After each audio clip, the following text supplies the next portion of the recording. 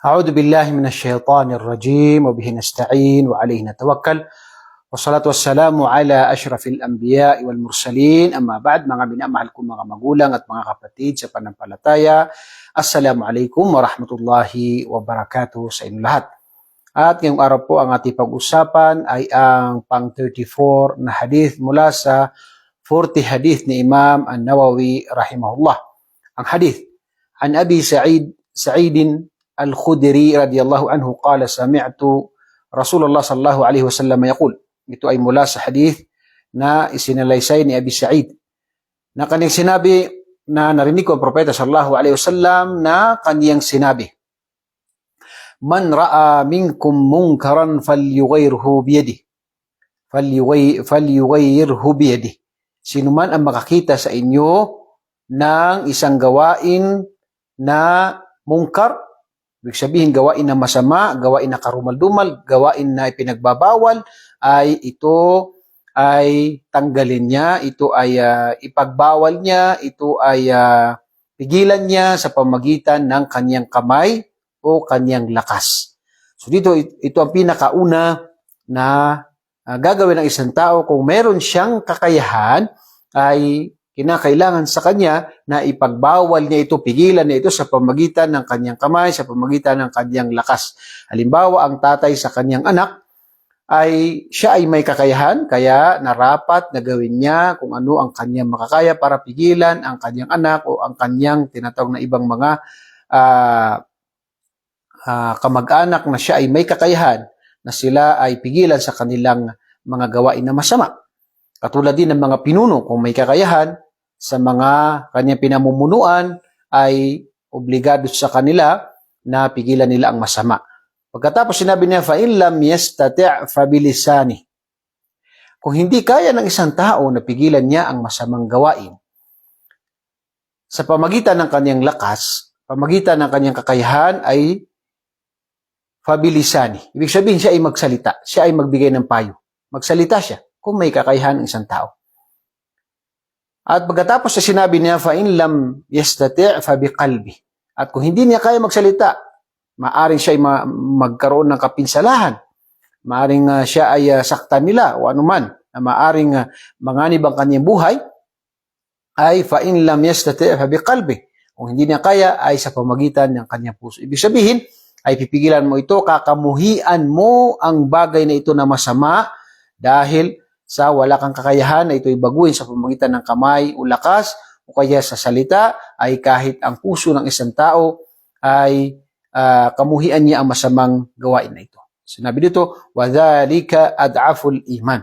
At ito ang pinaka mahinang pananampalataya. Ito ay sa hadith ni Imam Muslim rahimahullah.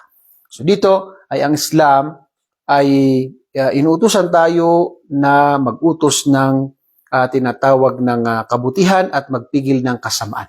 At isa ito sa tinatawag na dahilan kung bakit pinuri ang umma na ito, umma ni Propeta Muhammad sallallahu alaihi wasallam, tayo na mga umma ni Propeta sallallahu alaihi wasallam, dahil sa pag-uutos ng kabutihan at pagpipigil ng kasamaan. At kapag nawala itong pag-uutos ng kabutihan at pagpipigil ng kasamaan, ay isa sa mga dahilan ng kaparusahan ni Allah subhanahu wa ta'ala sa mga tao kapag iniwan nila ang bagay nito. Ito ay napakadakilang obligasyon ng mga Muslim, lalo ng mga pinuno na may kakayahan sa ganitong mga bagay. Ngunit lahat tayo ay mayroong obligasyon na kapag kaya natin, ay gawin natin sa pamagitan ng ating kamay, kung hindi naman ay sa pamagitan ng ating dila, at kung hindi ay sa pamagitan ng ating puso. Ang mga ulama ay naglagay sila ng mga bagay, mga kondisyon ng pag-uutos ng kabutihan at pagpipigil ng kasamaan. Katulad na nabanggit dito na sino man ang makakita ng masamang gawain, ay ito ay pigilan niya. So dito, ang pinakauna na nabanggit ng mga ulama na kabilang sa mga kondisyon ng pagpipigil ng masama, pag-utos ng mabuti, una-una, unahin natin dito yung tinatawag na pagpipigil ng kasamaan, ay yung kaalaman. Dapat ay alam natin, sigurado tayo na ang bagay na ito ay masama. Ang bagay na ito ay pinagbabawal. Hindi yung hindi tayo sigurado at pipigilan natin ang mga tao doon sa bagay na hindi tayo sigurado. Katulad halimbawa ng tinatawag na yung kabilang sa mga nabanggit ng mga ulama, yung sunna ng tinatawag na pagbabasa halimbawa ng o yung nakatayo ka kapag ikaw ay iinom. So ito ay nagkaroon ng khilaf ang mga ulama dito. So dapat kapag may nakita ka na nakatayo na ay pwede mo siyang payuhan pero hindi mo siya pwedeng sabihan agad na sabi mo mali yan, ganyan-ganyan dahil mayroong khilaf ang mga ulama dito. So dito, ang pinakauna natin ay dapat ay alam natin ang bagay na ito ay mali o ang bagay na ito ay masama dahil napakadelikado na tayo ay magbabawal ng gawain na hindi tayo sigurado sa bagay na yun. At kinakailangan dito ang kaalaman. Napakahalaga po ang kaalaman. Kabilang dyan yung sa mas'ala al-khilafiyya. Ibig sabihin yung bagay na nagkaroon ng khilaf dito yung mga ulama ay hindi nararapat na ito ay pagkaroon ng alitan o kaya ay pigilan mo yung tao sa mga bagay na mas'ala khilafiyya. Halimbawa dito, yung sa tinatawag na pagbabasa o pagpapalakas ng bismillah, mas'ala khilafiyya. So hindi dapat na kapag may nag-imam na nagbasa ng pinalakas ng bismillah ay pipigilan mo. O kaya ay hindi siya nagbasa ng malakas ng bismillah ay sasabihan mo na bakit magagalit ka. So dahil yan ay mas'ala khilafiyya. Ibig sabihin ay nagkaroon ng dalawa o iba pang pananaw dito ng mga ulama. Hindi sila nagkaisa dito. Ganon din sa tinatawag na nabanggit natin kanina, yung kapag may uminom na nakatayo. Yan ay tinatawag na mas mainam na nakaupo ka. Pero kapag may nakita ka na nakatayo na uminom, ay hindi nararapat na ito ay pigilan mo dahil mayroong nagpahintulot na iba sa mga ulama. At pwede mong payuhan pero hindi sa pamagitan ng pagbabawal. Okay, so dapat ay kaalaman. Kaalaman po. Marami sa panahon natin ngayon, lalo na sa social media, na tulad halimbawa dun sa nangyari sa COVID-19 na ang nung unang-una yung distance ng binigyan ng distance sa left and right na sa pagdarasal. Marami mga nag-ifta na subhanallah, mga ulama sa Facebook na bakit yan ay bid'a, yan ay bid'a, yan ay bid'a, subhanallah. Pati si Dr. Farouk hafidahullah, na isa sa mga doktor namin sa Baguio, ay sinabihan siya na bakit mo pinahintulutan yan ay bid'a, yan ay subhanallah. At pagkaraan ng mga ilang araw ay lumabas na yung tunay na fatwa ng mga kibarul ulama at ito'y pinapahintulutan nga. So kapag ang mga bagay na hindi tayo sigurado, huwag tayong magsasalita agad, huwag tayong maghahatol, huwag tayong magbabawal agad, maghusga kung wala tayong sapat na kaalaman. Dahil sila, alam mo, si Dr. Farouk ay doktor ng Sharia. So mas maalam siguro sila. Hindi lang siguro talaga. Dahil sila ay binuhos nila yung kanilang halos kalahating buhay sa pagsasaliksik ng kaalaman. Allahu Akbar. Kaya narapat po sa atin na kapag tayo ay maghusga o kaya pipigil ng masama, ay dapat yung sigurado na alam natin, yan ba ay tunay na bid'a, yan ba ay gawain na masama, yan ba ay Okay. Pangalawa ay dapat ay zahiran. Ibig sabihin ay dapat ito ay lantaran. Hindi yung kayo sa bahay na nung ginagawa nyo, ano yung kaibigan mo, yung mga kakilala mo, ikaw ay magiging spy sa mga para ka marites na nakikinig ng tapos, oy, kayo daw, hindi. Yan ay kung tinatago nga ng tao ang kanilang mga ginagawang mga kasalanan, bakit mo kailangan na ito ay gawing lantaran?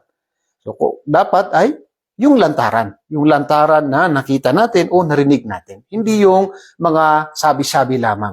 Dapat ay sigurado tayo na ito ay lantaran at narinig natin o kaya nakita natin at hindi yung mga maritis-maritis lamang. Napakadelikado po yan. Yung mga ganyan mga bagay. Magiging dahilan po yan ng kaguluhan, dahilan ng alita dahil sa mga maritis na mga balita-balita. Kaya narapat po na ito ay alamin natin. Kabilang din doon ay yung tinatawag na al-aula bil-aula. Ibig sabihin, unahin natin kung ano ang nararapat na unahin. Halimbawa, may mga tao na gumagawa ng shirk, sila ay hindi nagsasala, sila ay gumagawa ng riba. So, hindi nararapat na unahin natin makipag-debate tayo sa kanila patungkol sa halimbawa, unahin natin yung riba. ang riba, puro riba ang usapin na ano mo. Samantala nakikita mo na lantaran yung paggawa nila ng mga shirk. Shirk ang unahin natin. Dahil ang shirk ay kapag hindi nagbalik loob dito ang isang tao, ay siya ay hindi makakapasok sa paraiso, hindi patatawarin ni Allah kapag hindi siya nagbalik loob. Yung mga ibang malaking gawain na masama ay maaari patawarin ni Allah. Halimbawa ng zina, halimbawa ng tinatawag na yung pagpapakita ng aura, halimbawa yung riba, yan ay kasalanan na maaari patawarin ni Allah dahil yan ay kasalanan na hindi shirk. Pero ang shirk, yan ay kasalanan na sinabi ni Allah, innahu la yushraka bihi wa yaghfiru ma duna dhalika liman yasha. Tunay na hindi patatawarin ng Allah anumang kasalanan. Maliban sa aya na ito, sa maliban dito ay patatawarin niya. Pero yung shirk, hindi patatawarin ni Allah subhanahu wa ta'ala yung pagtatambal kapag hindi nagbalik loob ang tao ng tunay na pagbabalik loob. So kapag tayo magpipigil, unahin natin yung kinakailangan, unahin natin yung dapat na unahin. At hindi yung mga sunna na nakikita natin na mga malilit na mga bagay, ayun ang unahin natin. Hindi, unahin natin yung kinakailangan na mas mahalaga. Okay. Pangatlo o pang-apat, kabilang sa dapat nating malaman ay yung makakabuti. Ibig sabihin yung maslaha ar-rajih. Ibig sabihin, pag nakita natin, pag ba tayo ay nagpigil sa masama na ito ba ay makakabuti? Katulad na ginawa ni Propeta sallallahu alaihi wasallam sa isang lalaki na umihi sa likod ng masjid, sa masjid mismo, sa loob ng masjid, pero sa likod, ay nakita nila ng mga sahaba at sila ay sinabihan nilang lalaki at pinigilan ni Propeta sallallahu alaihi wasallam mga sahaba, hayaan niyo muna siyang matapos umihi. Samantalang umihi na ang tao na ito dahil kung sa mga panahon na umiihi siya ay pinigilan nila, ay nagsalita sila ng mga iba't ibang mga salita, ay maaaring yung tinatawag na ihi niya ay tinatawag na kumalat sa masjid. Dahil dito, pagkatapos ng umihi, sinabi sa kanya, kinausap siya ni Propeta sallallahu alaihi wasallam na mabuting pakikipag-usap.